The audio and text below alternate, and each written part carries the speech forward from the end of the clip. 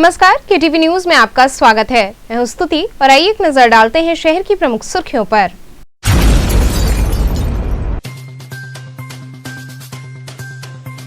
राजघाट पर आयोजित कार्यक्रम में सूफी गायक कैलाश खेर ने अपनी गायकी का बिखेरा जादू।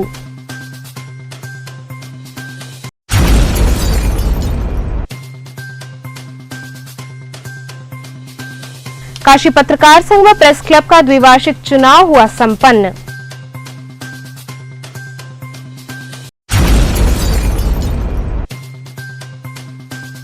आईआईटी बीएचयू के शोधकर्ताओं को हाइड्रोजन से ऑन साइट विद्युत उत्पादन में मिली सफलता।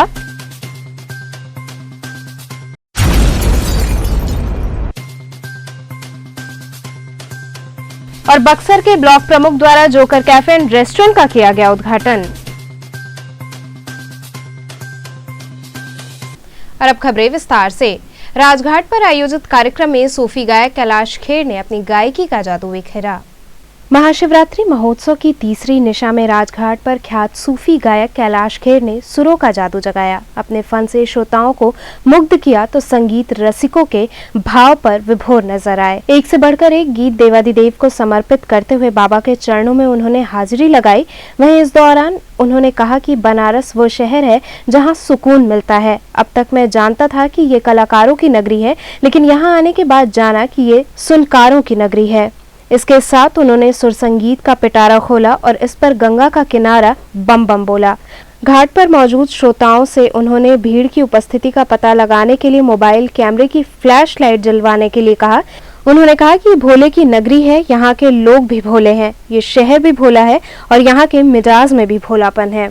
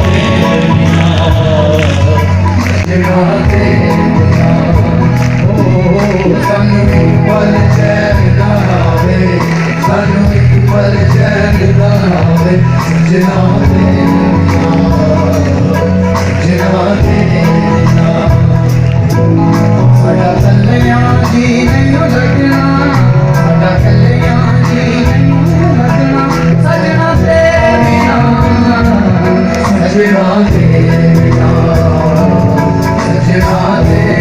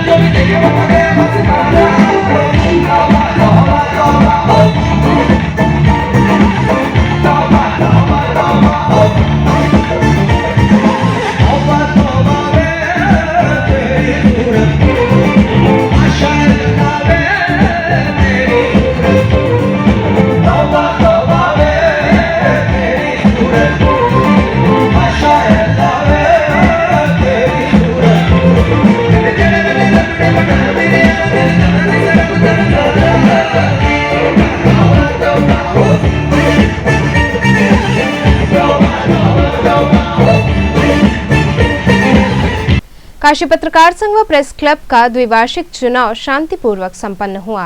काशी पत्रकार संघ व प्रेस क्लब के द्विवार्षिक चुनाव 2021 व 23 शांतिपूर्वक संपन्न हुआ। इस दौरान लक्ष्मीकांत द्विवेदी ने बताया कि सभी वोटरों को पहचान पत्र देखकर ही मतदान कराया गया। किसी को मोबाइल मतदान स्थल तक ले जाने की अनुमति नहीं थी।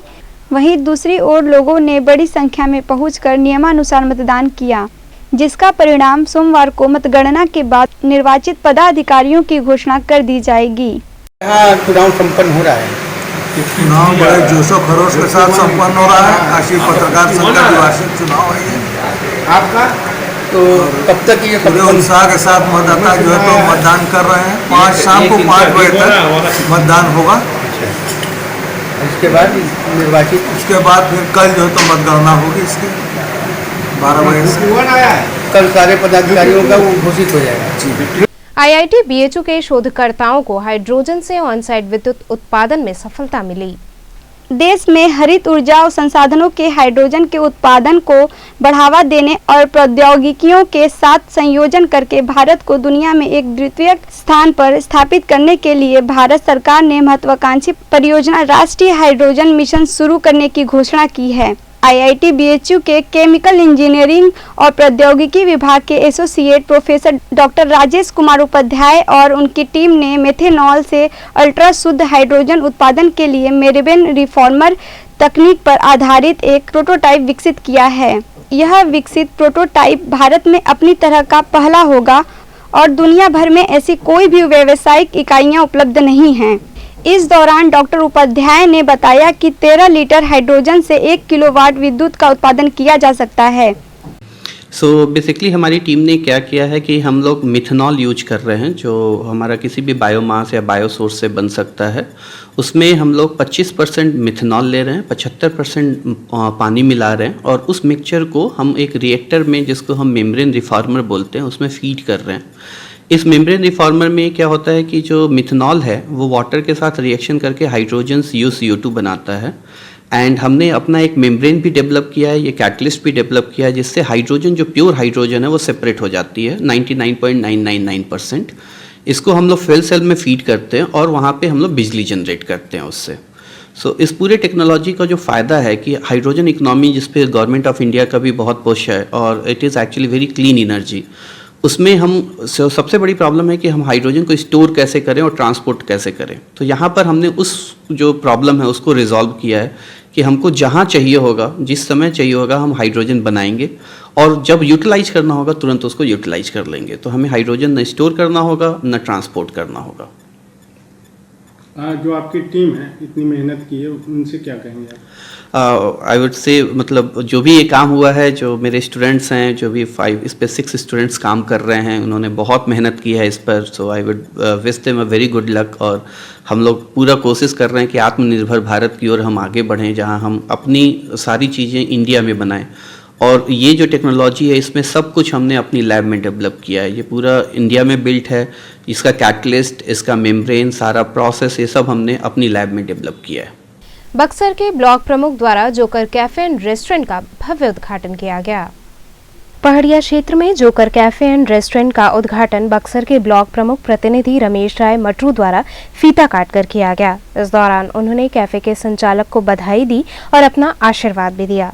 संचालक प्रियांशु राय एवं रजत राय द्वारा बताया गया कि यहाँ के खाने काफी टेस्टी एवं साफ सुथरे तरीके से बनाए जाते हैं एवं कोरोना महामारी को देखते हुए सैनिटाइजिंग के सारे इंतजाम भी उपलब्ध हैं। उन्होंने जनता से एक बार यहाँ अवश्य आने की अपील की। साथ ही संचालक ने बताया कि हमारे यहाँ Chinese, South Indian, veg, non veg सभी प्रकार के लजीज व्यंजन उपलब्ध हैं।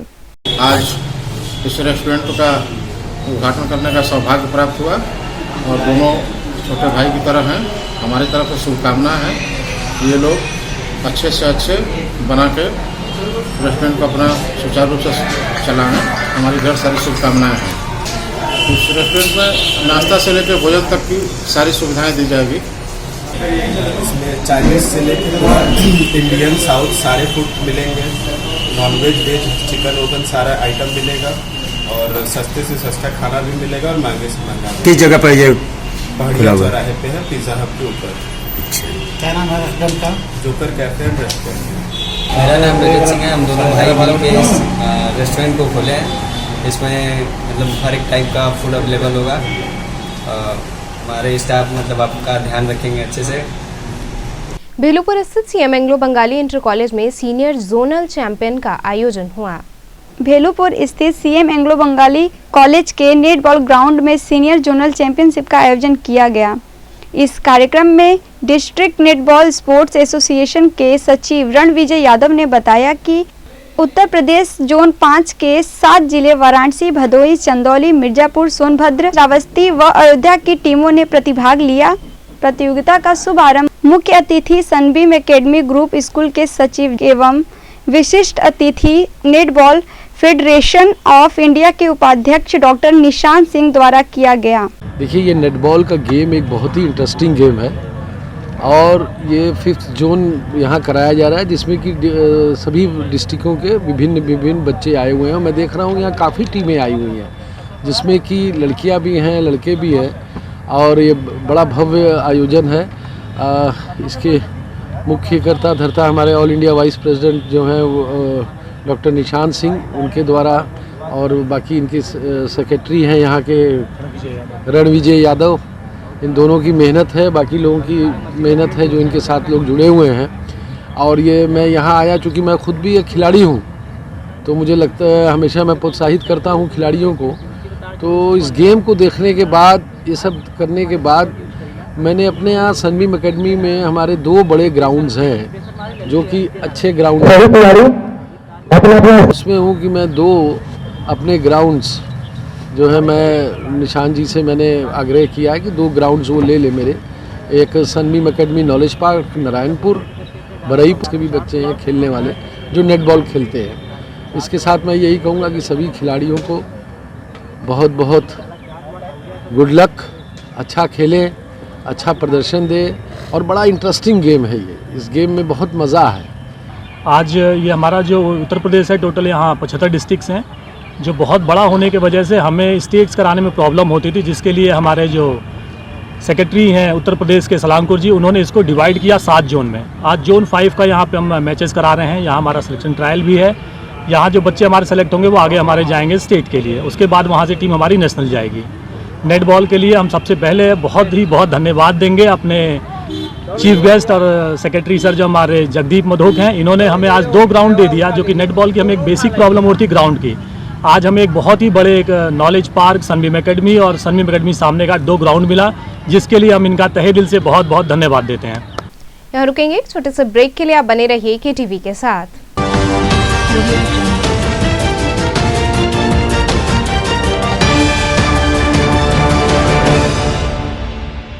खबरों से जुड़े रहने के लिए हमारे चैनल KTV वाराणसी को सब्सक्राइब करें और लेटेस्ट अपडेट्स के लिए बेल आइकन को प्रेस करें।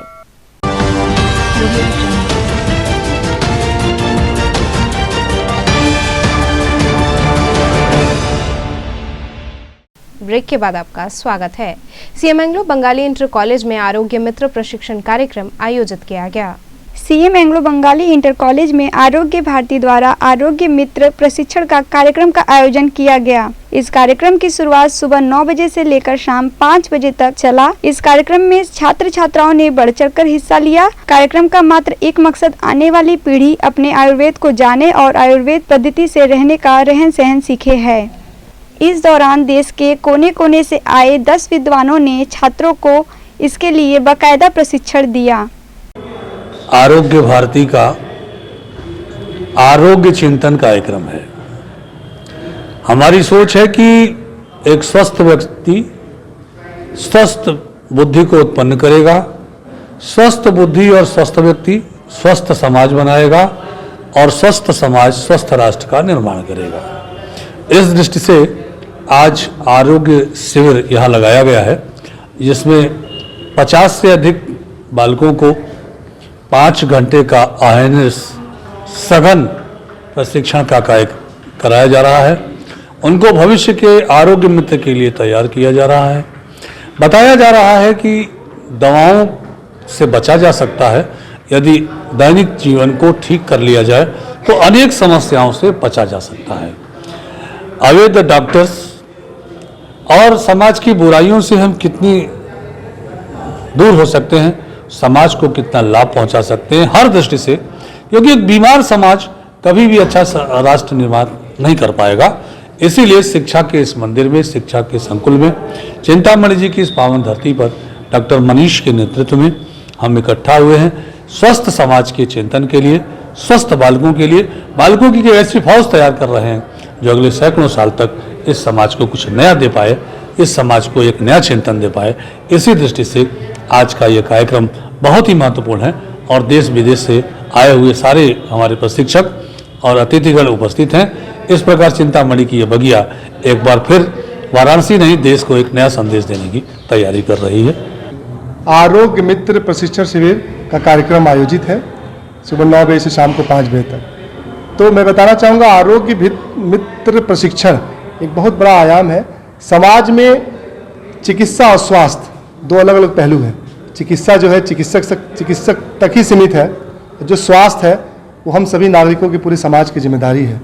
तो समाज का हर एक व्यक्ति अगर स्वास्थ्य के बहुत सारे पहलुओं को जान जाए, छोटी छोटी बातों को जान जाए, खान पान, स्वस्थ जीवन शैली, व्यायाम, योगा, तो इससे बहुत हद तक स्वस्थ रह सकता है।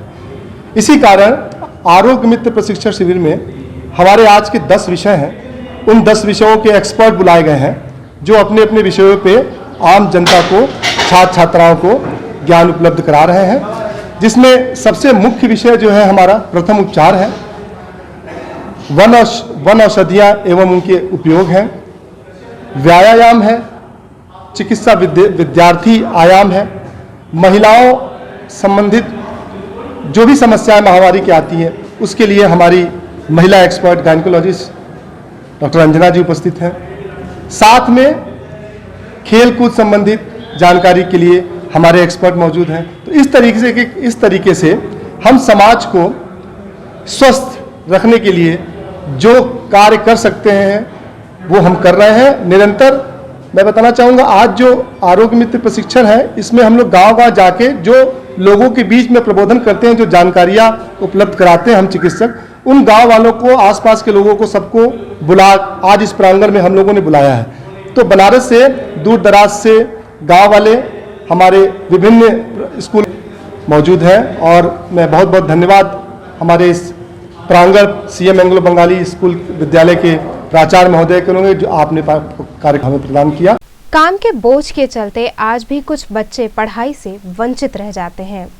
जिस उम्र में बच्चों को कलम, पेंसिल और किताब पकड़ना चाहिए, उस उम्र में माता पिता कढ़ाई और पलटा पकड़ा देते हैं। ये हमारे देश की विडंबना ही कही जाएगी कि एक तरफ हमारे देश के बड़े से बड़े जनप्रतिनिधि जहां गरीबी हटाओ, भूखमरी मिटाओ का स्लोगन और नारा देते हैं, वहीं दूसरी तरफ हमारे देश का एक काला सच यह भी है कि हमारे देश में नौनिहालों के कंधे पर परिवार का खर्च चलाने का भार होता है। स्कूल जाते हो? कहाँ पढ़ते हो? पीटी गाँव में। किस क्लास में पढ़ते हो? कक्षा 3।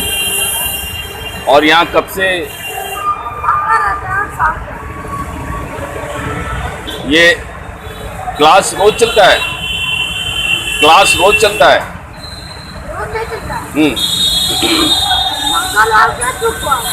मंगलवार और शुक्रवार। और बाकी समय सुबह यहाँ देखते हो ना? सुबह कितने बजे दुकान लग जाती है बेटा? सुबह 8 बजे। अच्छा, आपका नाम क्या है? आप है और भीटी गांव के रहने वाले हो? रामनगर पंचवटी रोड क्षेत्र में विद्युत विभाग के विजिलेंस टीम ने छापेमारी की। पंचवटी रोड बटाऊ बिरलबे स्थित एक मकान पर विद्युत विभाग की विजिलेंस टीम आ धमकी, जिससे आसपास के मोहल्लों में हड़कंप मच गया। विद्युत विभाग की टीम लगभग 1 घंटे तक क्षेत्र में जांच करती रही, लेकिन उन्हें ऐसा कोई भी संदिग्ध स्थिति नहीं मिली जिससे विजिलेंस टीम कोई कार्रवाई करती। संवाददाता की पूछने पर विजिलेंस टीम ने बताया कि यह आकस्मिक रूटीन जांच है। इस समय जो विद्युत उपभोक्ता अपना समय पर बिल जमा कर देगा उसे ब्याज नहीं भरना पड़ेगा और उसका ब्याज माफ हो जाएगा। पूर्वांचल उपभोक्ता कल्याण समिति द्वारा पत्रकार वार्ता आयोजित हुई। पत्रकारों से मुखातिब होते हुए पूर्वांचल उपभोक्ता कल्याण समिति के अध्यक्ष उदय कुमार श्रीवास्तव ने बताया कि आगामी 15 मार्च को उपभोक्ता दिवस पर जागरूकता महरैली मैदागिन पेट्रोल पंप से निकाली जाएगी, जिसका उद्घाटन जिलाधिकारी द्वारा किया जाएगा। क्या है, कल क्या कर रहे हैं? कल जागरूकता रैली मैदागिन पेट्रोल पंप से 1 बजे दिन में जागरूकता जन जागरण अभियान की तरह रैली निकाल के हम रास्ते भर अपने सारे बातों को रखते हुए जो कि मुद्दे हैं हमारे, हम उसका भी अभी आपको परिचय कराते हैं और सीधे जो है लौहरावीर आज़ाद पार्क तक जो ये जुलूस जाएगा और वहीं सभा में परिवर्तित हो जाएगा। इस जुलूस में जो है हाथों में बैनर, पोस्टर, फ्लैग्स जो है जिसमें क्या कहते हैं मिलावट, घटतौली, पेट्रोल, डीजल, गैस के दाम और जो है निर्मलीकरण, स्वच्छ काशी, उत्तम काशी, आयुष्मान भारत में जो है गोल्डन कार्ड के संदर्भ में और ट्रैफिक के संदर्भ में और तमाम मुद्दों को लेके हम जो है 10 तक जो है यहाँ से हम जो दे रहे हैं कि 1 बजे उसमें हम हाथों में जो लिए रहेंगे तख्तियाँ, उसको ये हम दर्शाएंगे कि ये जन जागरण रैली 15 मार्च विश्व उपभोक्ता दिवस के अवसर पर जो हम कार्यक्रम कर रहे हैं वो जन जागरण इसलिए है कि आम जनता को इसको समझ में आवे, परिचय ले और हम पंपलेट भी बांटते हुए रास्ते में चलेंगे। तो चलते चलते पुनः एक नजर डालते हैं शहर की प्रमुख सुर्खियों पर।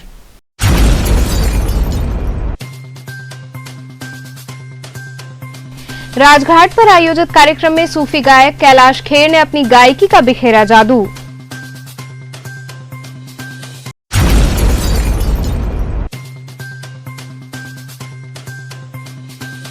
काशी पत्रकार संघ व प्रेस क्लब का द्विवार्षिक चुनाव हुआ संपन्न।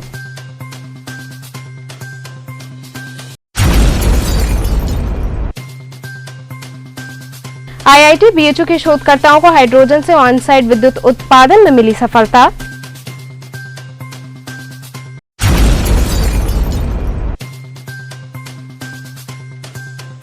और बक्सर के ब्लॉक प्रमुख द्वारा जोकर कैफे एंड रेस्टोरेंट का किया गया उद्घाटन। तो ये थे आज के समाचार। कल फिर होगी मुलाकात, तब तक के लिए नमस्कार।